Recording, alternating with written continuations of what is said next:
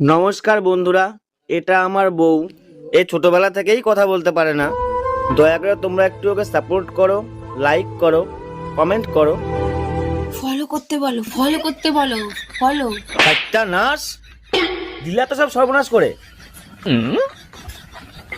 এই শুনো, আজকে ইলিশ পোলাও করব না কাচ্চি বিরিয়ানি করব, কোনটা খাবা বলো? গরমের ভিতর বিরিয়ানি খেয়ে সহ্য করতে পারবো না, তুমি এক কাজ করো, ইলিশ পোলাও রান্না করো। গরমের ভিতর তিতা খাওয়া ভালো, তাই করলা দিয়ে ডাল রান্না করছি। তিতা ডাইলে যদি রান্না করে থাকো তাহলে আমারে জিজ্ঞেস করতেছো কেন? মা বলছে স্বামীর কাছে শুনতে, করতে বলে নাই।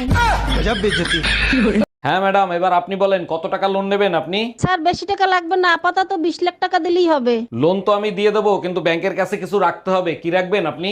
কিছু থাকলে কি আর লোন নিতে আসি? আপাতত বিশ্বাস জমা রাখেন।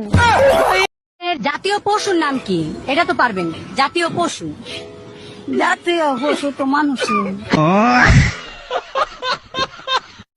এই কি হয়েছে, কাঁদতেছো কেন? তোমার মা আমারে অপমান করছে। মা তোমাকে অপমান করবে কেন? বলছে তুমি কি চা বানাতে পারো। আরে তাতে অপমানের কি আছে? কথাটা চা খাওয়ার পরে বলছে।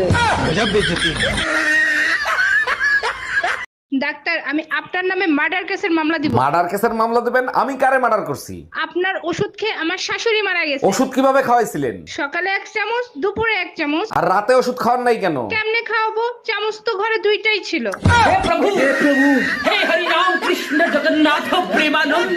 ম্যাডাম, আমি শিশু অধিদপ্তর থেকে আসছি। আপনার ঘরে বাচ্চা কয়টা আর তাদের নাম কি কি একটু বলবেন? আমার 6টা বাচ্চা, শনি, রবি, সোম, মঙ্গল, বুধ, বৃহস্পতি। বাহ, চমৎকার। তা শুক্রবারটা বাকি রাখছেন কেন? শুক্রবারটাও কমপ্লিট করে ফেলেন। সেটা আপনাকে বলে দিতে হবে না, দোয়া করবেন পেটে যেটা আছে সেটা শুক্রবারে জানি ডেলিভারি হয়।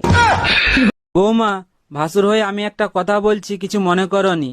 তোমার যা যতদিন না বাপের বাড়ি থেকে আসছে ততদিন একটু ঘুম থেকে উঠে তাড়াতাড়ি বাসি কাজগুলো করবে।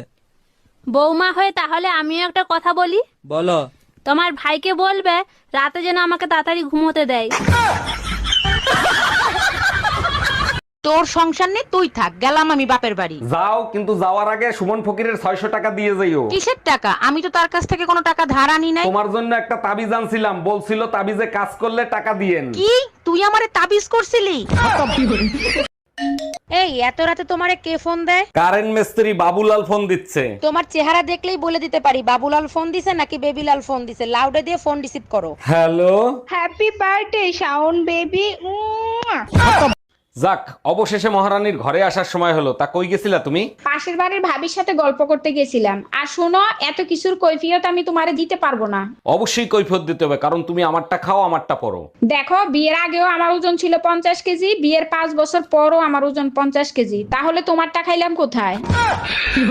এক গ্লাস জল দাও তো। আরে গ্লাস উপরে ধরো, আরে কলের মুখে ধরো, আরে ওই মুখে না।